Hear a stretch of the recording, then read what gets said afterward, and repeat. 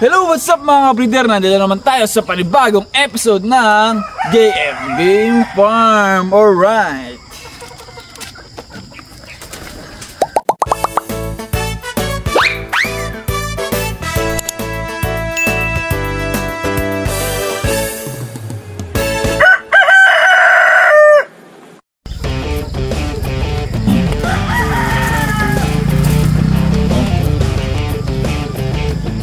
Okay, good morning mga breeder. Ngayon nga pala ay mag-deworm tayo ng ating mga early bird. Yan, mga October born po sila, November born. Yan. Ito po yung gagamitin nating dewormer, ang Wormal. Half tablet lang po para suwak na suwak sa ating mga alaga, ano. At diretso ligo na rin po at turok ng ating mga alaga. Ang ginagamit ko po ditong pang-inject ay pag hindi Bexan, Bellamine. Yan. So, yun mga breeder, at huhulihin ko yung mga early bird at pakikita ko rin sa inyo. Let's go! Ayan mga breeder, medyo mahihirapan tayong manghuli kasi nag-iisa tayo, pero okay lang kasi kailangan na nilang ma-deworm at maliguan kasi sobrang init ngayon. Kaya liliguan ko na.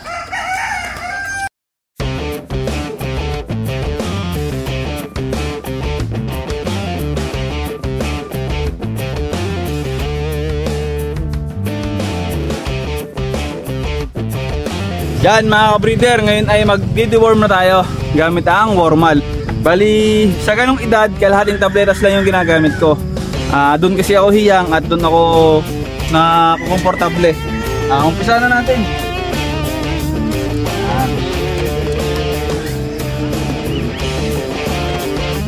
Nahuli ko na yung mga early bird natin, may nakalpas pang 5.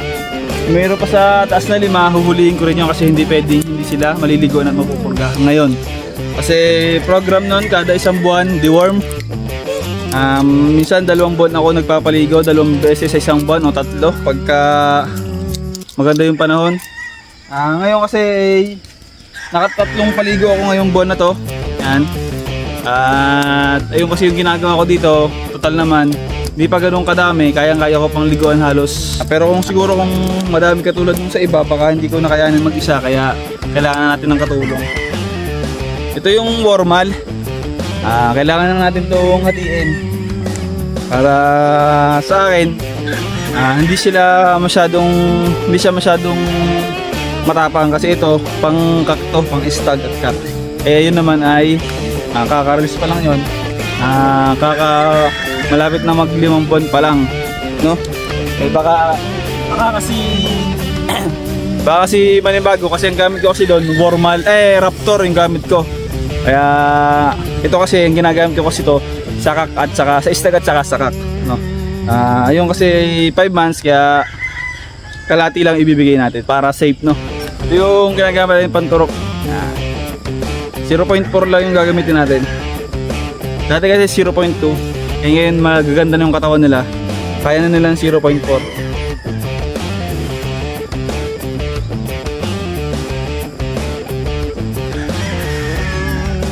Matarbaho nga lang, pero mga breeder, malaking tulong naman. As in talaga, kapag nag-aalaga kayo, talagang maganda. At hindi ka papabayaan ng mga gamot na ibinibigay mo. Yung mga palahin natin ay mas gumaganda. Yan. Sa manangkap ko, mga order kaya kay Buddy Ruel ng t-shirt at saka up. Tara, kukunin ko lang yung mga alaga natin. Yan mga ka-breeder. Ang hawak ko ay Golden Boy. Yan. Anak to nung kay Buddy Ruel na Golden Boy na nakuha natin na trayo. Yan. Ang pagandahan lang doon sa kay Buddy Ruel na nakuha ko na trayo, tingnan nyo yung likod niya. Laki ng katawan niya. 5 months pa lang to. Isang turok lang. Tingnan nyo. Going 5 months pala. Yan o. Healthy yan o. Healthy na healthy. Ito ay brood stag. Lahat naman dito sa early bird pipilian ko kasi 2 weeks kasi pwede natin gawing brood stag. Depende na lang yun sa aking seleksyon ng pang brood stag at saka battle cross. Kasi yung mga broodstick na pipili natin, yung maganda yung paa, Maganda yung hubog ng katawan. Sa laro kasi yung broodstag. Sa akin, yung body conformation ang gusto ko, hindi yung galaw, no? Kasi mga breeder, iko-course pa rin naman natin yun eh. Gusto ko lang yung body conformation maayos. Yung sa galaw naman, wag lang yung nananakbo, no? Pero yung regular na palo, mas gusto ko pa kasi kaysa sama-sama ko yung laro. Basta yung katawan, tsura, saka walang diferensya, yun yung gusto kong broodstag. At ayun nga pala mga ka-breeder, yung late born natin ay ginamit sa WPC late born. Mula semis hanggang finals nakapasok sila. Gamit yung manok natin, kaya lang kinulang ng isa, hindi sila nakapag runner up. Runner up dapat kung naka 8 points, no? Yun. Sa mga gusto makapanood ng laban ng alaga nating late born, i-PM nyo lang ako at ipapasa ko sa inyo yung laro nila sa WPC. Yan. Yung mga alaga natin, nakakatuwa lang kasi nasa magandang competition na nilalaban, no? Ang kagandahan doon, may nagtiwala sa atin at nagpapasalamat ako kasi in-update tayo ng handler. Napakabait nito si Sir Ronnie. Maraming salamat kasi hindi mo alam kung gaano ko kasaya nung in-update mo ako sa laban ng mga alaga natin, no? Kasi mga breeder, yung sa mga iba kasi na bumibili sa atin, hindi tayo na-update. Yung iba kasi pa instant din yung nakakabili kasi nagkataon sila mga laban. Yan, bigyan ko na ng formal mga ka-breeder. Bako lang para kita. Ito yung formal, kinati ko lang, bibigyan dito. Dapat kasi ito diretso ligo na. Kaya lang wala pa yung matulong natin. Hindi ko alam kung papasok siya. Kasi first day niya ngayon, sabi niya sa akin at daw siya mag-uumpisa. Naantay-antay ko lang, pero ito lahat ng kukunin ko doon sa barn ay pupurgahin ko tapos tuturukan na para diretso ligo ko na mamaya. Wala pa kasi ako naigayak na shampoo kasi ang aga pa ngayon. Dapat kasi kanina alas 4 pa lang nahuli ko na to, kaya lang mga ka-breeder, napuyat ako kasi may nag-iikot na naman daw na magnanakaw. May nag-iikot na alam nyo na yung makakate. May nag-iikot na makakate, kaya yung tulog ko mababaw. Pagka bumatok yung alaga ng aso, tinitin ako agad sa CCTV sa cellphone, no? Para hindi na ako lumabas. Tapos kung magkakaproblema at may tao, sisilipin muna natin, lilintihin muna natin. At kapag talagang may bit-bit siya, ewan ko na lang, pero wag naman sana umabot sa ganun kasi madudungisan, Ayan, tuturuan ko na to. Hindi ko na lang ipapakita mga ka-breeder, pero ito yung pagkamayagan natin. Broodstag to. Broodstag na to kasi nakikita ko sa kanya yung hubog ng katawan. Yung broodstag naman natin mga ka-breeder ay 7K at ang tryo natin ay 15K. Yan. Hindi sila magkakapatid kasi dalawang Gilmore sweater yung ginamit natin. Isang kay Buddy Rowell nakakross sa EEJ, tapos isang personal kong kinador, tapos ikinoss natin sa EEJ din. Yan. Ito, kuha pa tayo ng isa. Mga ka-breeder, ang hawak ko naman ngayon ay Gilmore sweater. Lamang yung Gilmore niya kasi ang ginamit natin dito ay Gilmore sweater, tapos ipinarsan sa EEJ na Gilmore. Ito yung lumabas, bali broodstag din to, wala palang buntot talaga. Bali ang release ko ng early bird ay June, pero kung hindi mabubuo yung buntot, pwede nating i-adjust. Pero tubo na naman eh. Pero kung sa mga gusto nang kahit hindi pa buo yung buntot, i-release natin ng June, pero gusto ko kasi buong buo na. June o kaya kung matagalan walang problema kasi tayo naman mga breeder ay alagang-alaga naman natin to. Kahit tumagal walang problema. Ito, yung sweater ng AAJ.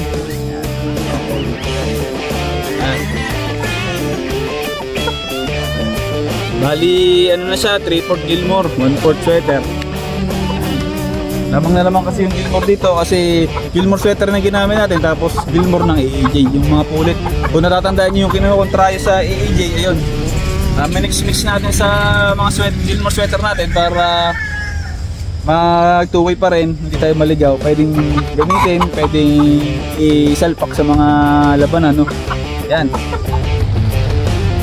Yan ang aking Gilmore sweater na hatch na look. Yan.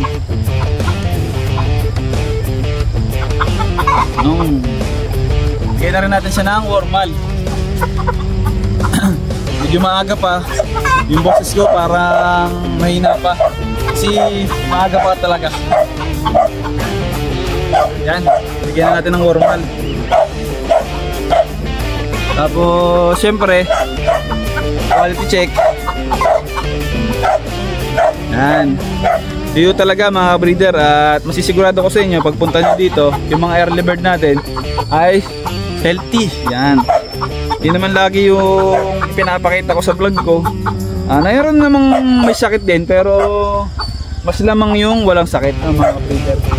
Kaya sinasabi ko sa inyo na healthy, kasi mga breeder, ayun yung pinaka pinopromote dito sa aking munting manukan, na kahit hindi tayo kilala, maliit na manukan, yung ating alaga healthy, no? Yan, healthy na healthy mga breeder. Ito paborito ko sa na hatch. Sayang yung isa na hatch na dalawang hatch pala, kasamaan kasi makagat ng aso. Nakalpas kasi sila sa range, may nakatali ako ditong aso. Yung aso ko kasi kapag may dumadaan na maingay na sasakyan, nagwawala siya. Saktong lipad nung aking early bird, siya namang nadakma nung aso, walang tao yun. Limang early bird na tandang yung nadali, pero okay lang kasi hindi naman kasalanan ng aso natin yun. Kaya lang sa iba-iba siguro baka alam nyo na yung aso, yung alagang aso baka naipamigay na. Sa akin kasi yung aso, ano yun kwento ko lang. Malapit kasi sa akin yan kasi marami na yung pagpapantay na ginawa sa amin tuwing gabi. At saka tuwing wala kami, siguro lang dala ng magiging aso nila, nakagat yung yung 5 nating early bird. Yun, kasi may tuta tayo dito, sinisira yung lambat, kaya naglagay ako dito ng yero para hindi niya mangat-ngat. Ito, huling silip sa ating Gilmore, at tuturukan na rin natin. Okay mga ka-breeder, yan. Kaya nga pala mga ka-breeder, halos lahat ng gagawin kong brood stag, kasi mga ka-breeder, yung healthy nila ay nasisigurado ko. Kahit 2-way cross sila, napaka-healthy nila mga ka-breeder. Okay, ito yung isa nating bulik. Ito naka-cross kay Buddy Rowell na Golden Boy. Pinaros ko dun sa bulik na nabili natin sa ACT. Yan.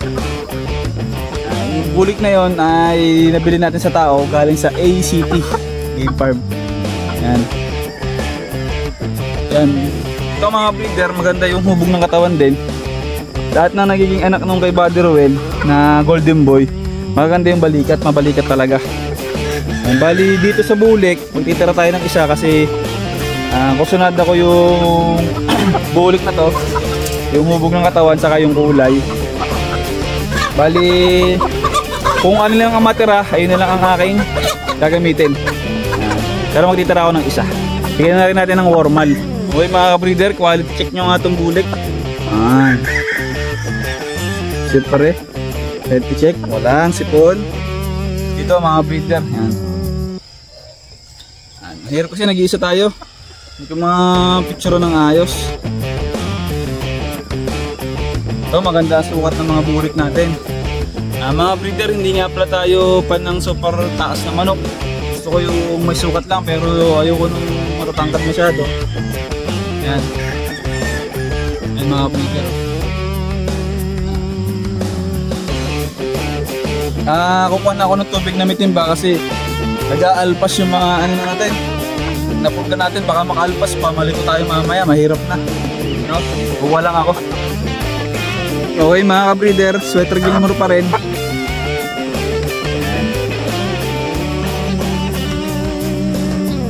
Anak nung aking sweater Gilmore cross sa AAJ. Yan, medyo dark, ano siya, medyo dirty fit siya. Hindi ko masyado mahawakan kasi maganda yung katawan niya.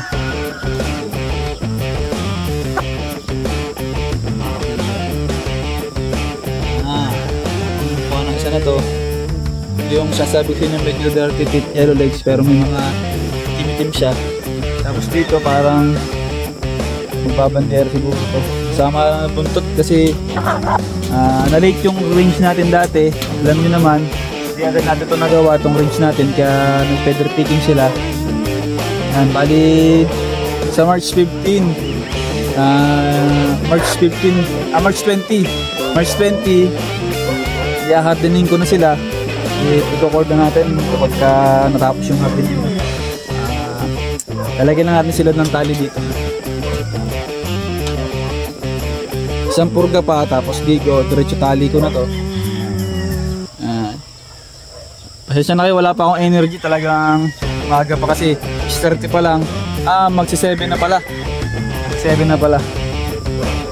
Dapat kasi kanina pa akong 4, napuya tayo. Hindi ko agad nahuli, may mga nakalpas. Dami nun, baka may 5, huli ko pa. Ang hirap pa naman maghuli dito kasi nahilig ka, medyo malawak. Pero okay lang. Healthy check. Tuyo.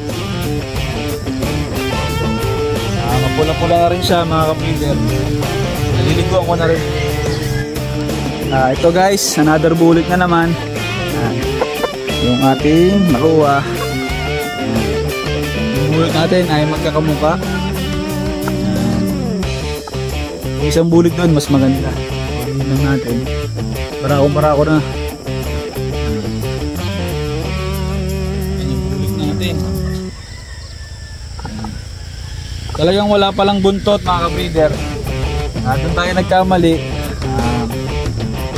Dapat pala naagahan natin yung sa ranging kasi nagkamali tayo. Hindi tayo agad nakapag-asikaso ng ranging natin. Ayun, yung problema. Pero ngayon okay na. Alam na natin sa taon. Itong breeding ng national, alam na natin yung gagawin. Naman ay Sweater Gilmore. Lahat naman Sweater Gilmore. Meron lang ditong Kelso Idan.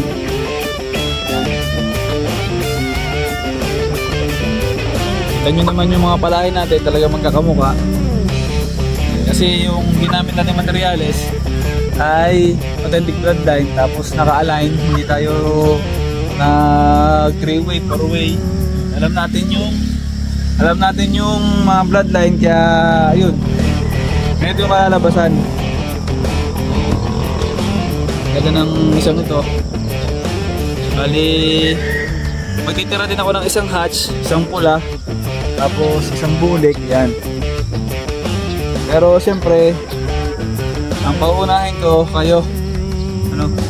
Laging kayo yung paunahin ko. Dito lang sa dito lang siguro sa hatch. Muna ako ng isa. Kasi apat lang to, kasi dati 5 to. Nagkain na soup. Ito, gaganda ng puntot na to kapag na-hardening na natin. Ito, maganda itong isang ito. Liguan na, quality check. Yan. Tapos healthy check. Oops. Health check natin mga breeder. Yan. Yun na tuyo. At saka wala talagang amoy. Madilaw na mayahin sa mga hatch lover. Yan. Subok na kayo sa akin. Baka hindi kayo hiyang. Nakapagpahiyang na sa akin yung isa. Nakapasok sa finance. Kinulang lang. Sayang may 800,000 sana. Pagpapartihan ng mga runner up. Pero okay lang. At least maganda yung pinakita ng alaga natin at maaaring bumalik siya. Yung buyer na yun maaaring bumalik kasi nagkaibigan natin. Ganun lang naman dito sa napili nating trabaho, sa pinili nating negosyo. May araw na magandang benta, may araw na may season na laging panalo, may season na maunti yung panalo. Yun, ganun lang talaga mga breeder. Kasi wala namang nakaka-perfect. Kung may nakaka-perfect, hindi na ako mag-aalaga. Mag-aahinti na lang ako lagi. Ayun. Sigurado kasi benta doon kasi perfect panalo. Ayan. Tingnan mo na rin. Breeder, ito naman yung isa. Ito, maganda ang katawan, mahaba. Sarado yung sipit-sipitan. Yan. Ating sweater Gilmore.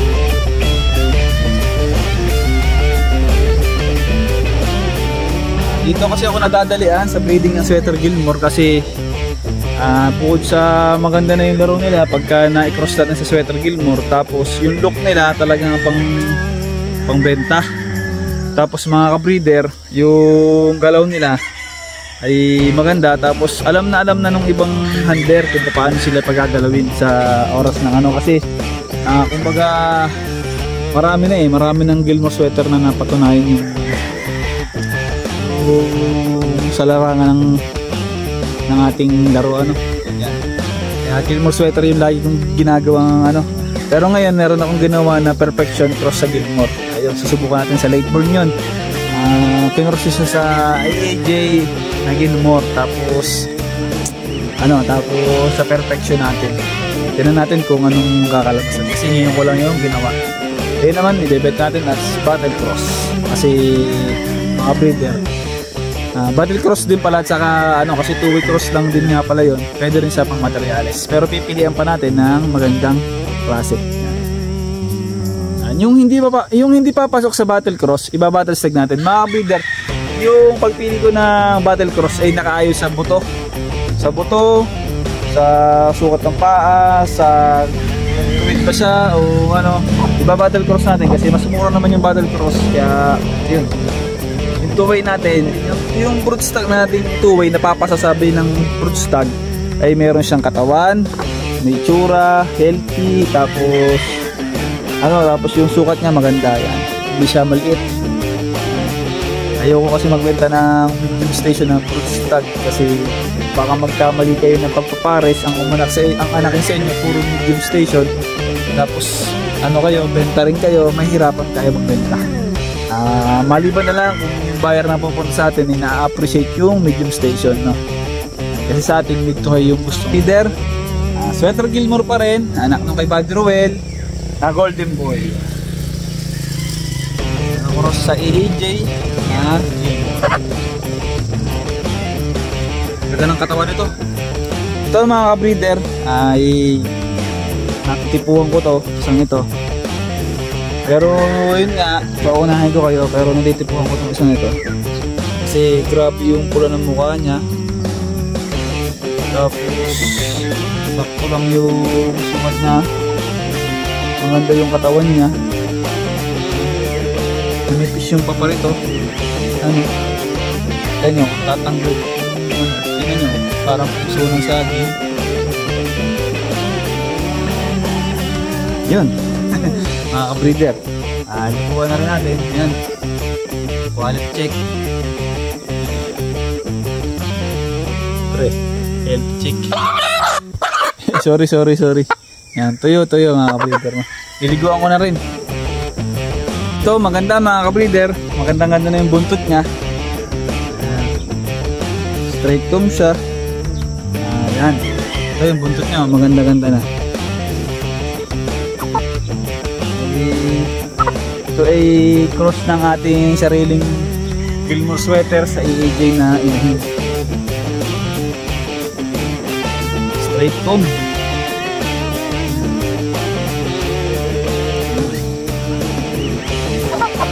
Ay.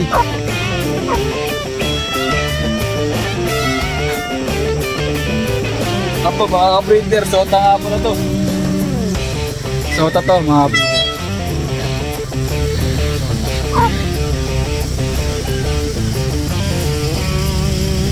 Sota siya. Yan. Breeder, dito paunahan na lang kayo. Sota. Bihira lang magkaroon sa akin ng sota. Kung may makakatipo, ibabahagi natin. Kung wala naman, siguro siya na lang ititira natin isa para magagamit natin sa susunod. Kasi yung mga ganadora dito, magkakaroon sila ng edad. Pagaling ng panahon, mapapalitan sila na mga batang ganun. Yan. Sota po.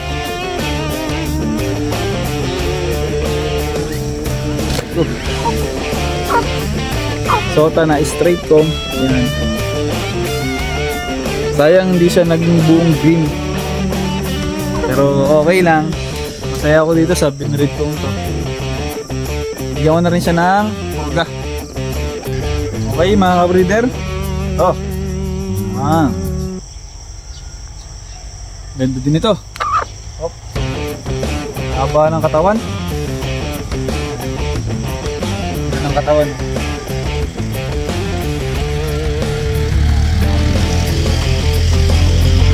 Puso ng saging.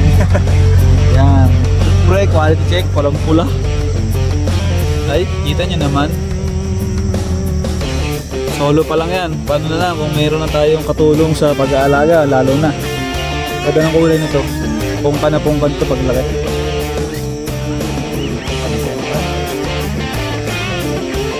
Ito mga breeder. Yun, hindi masyado tumalab yung marking sa kanya pero may marking siya. Sweater Gilmore. Okay.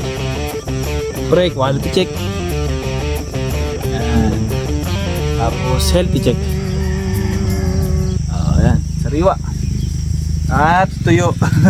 Yun mga breeder, kasi hindi ko naman pinagyayabang. Lagi ko lang pinagpapanga. Hindi mga breeder, kasi syempre nagbebenta ako, kailangan lagi tayong may pruweba na healthy yung alaga natin. Tapos ang tutok tayo mismo talaga yung nag-aalaga. Alam natin kung may nagkakasakit. Yun mga breeder, may papakita ko sa inyo. Meron naman dito nagkakasakit. Kasi mga breeder, hindi naman talaga natin mape-perfect yan eh. Papakita ko sa inyo yung mga sakit natin. Meron tayo dito, meron kasing nagbigay sa atin ng sisiw, wala siyang pauna. Meron na siyang bulutong agad. Bigyan tayo ni Vincent Joel. Sabi ni kay Brian, hindi niya na kayang alagaan, ipinigay sa atin. Pero meron siyang naging apat na tandang, hati-hati kami doon. Yan. Eh, yung dalawa nagkabulutong, yung dalawa okay. Siyempre may mga gamot tayo, kaya easy lang yan sa Premoxil 550. Alright. Okay mga ka-breeder, ito naman Gilmore. Gilmore pa din. Match look, okay. Nailap lang itong isang ito. Kulang yung bagwis niya sa kabila. Nabunot. Wala nang ang buntot, nabunutan pa ng bagwis. Quality check. Ito ay second batch ng early bird, kaya medyo mas maliit sa kanila. Meron kong kapatid na second batch, ganito din kaliit. Ganda ng paan ito.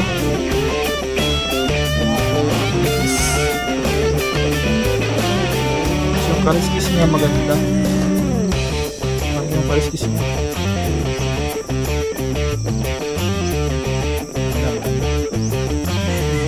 Iguan na rin natin. Yan. Sariwa. Okay mga breeder, ito naman yung ating isa pa.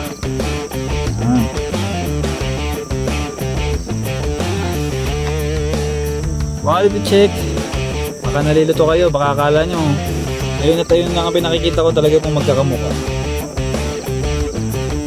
Magkakahawig, hindi naman talagang totally magkakamukha.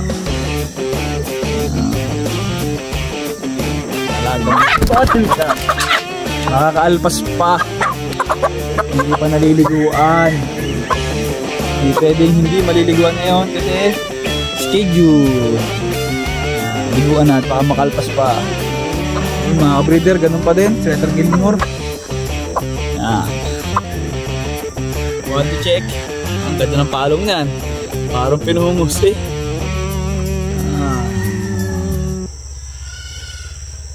Ang ganda ng palong ng isang ito.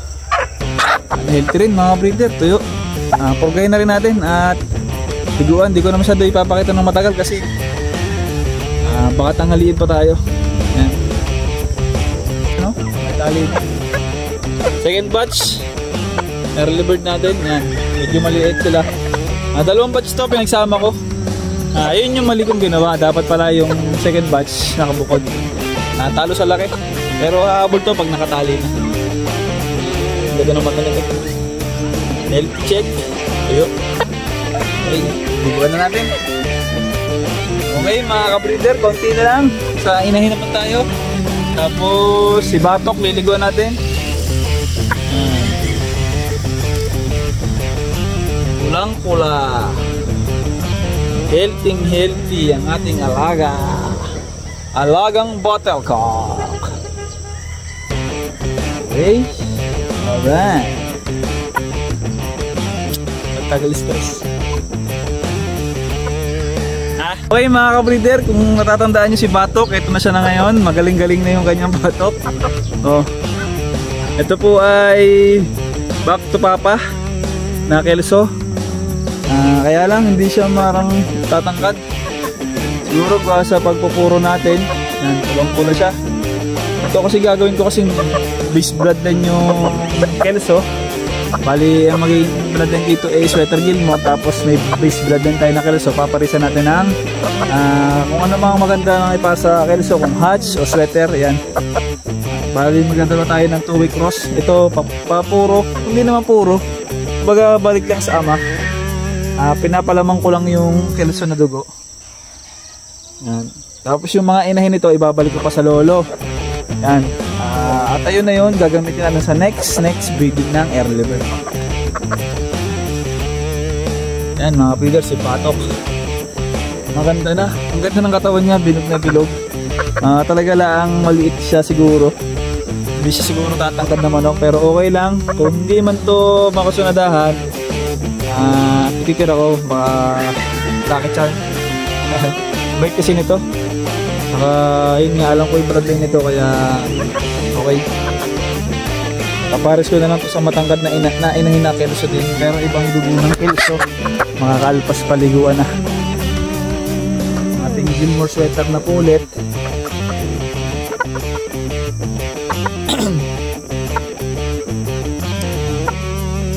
Ito mga ititira ko na to.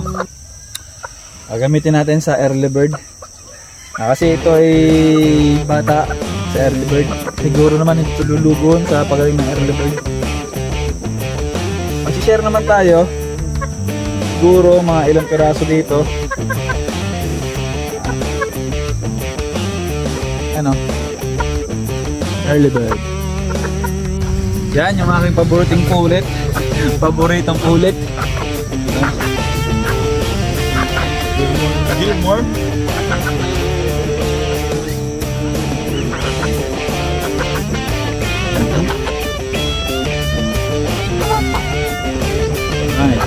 Balik ko lang arita. Yun mga breeder, ito yung huling bulik. Baka ito na itira ko. Kasi maganda to. Maganda naman lahat, kaya lang meron ako nagustuhan sa kanya. Ititira ko na lang to. Yung mga bulik na lang na iba yung ano. Yan. Yung mga butsig natin dito, murang-mura lang naman. Kayang-kaya niya. At ayun mga ka-breeder, dito na matatapos yung content natin. Salamat sa panonood at palagi pagsuporta sa akin. At ayun mga ka-breeder, 5K na po tayo. Maraming salamat sa mga solid subscriber natin dito sa JM Game Farm. Asahan nyo po yung bawi ko sa inyo. Hintayin nyo lang po sa late born. Mamimigay po tayo ng isang stag at isang inahin. Pag po ako nagsabi na mamimigay, talaga namimigay po tayo. Kahit po bagong sali o solid subscriber, makakaasa po kayo, makakatanggap po kayo ng regalo sa akin. Kaya lang, paswertihan lang po at kaunti lang po kasi yung alaga natin, kaya isang lang yung maibibigay natin, ano? Pero mga breeder, yung ibibigay natin ay talaga papakinabangan ninyo. Yun mga breeder, at hanggang dito na lang. See you soon sa next episode ng JM Game Farm. Salamat po.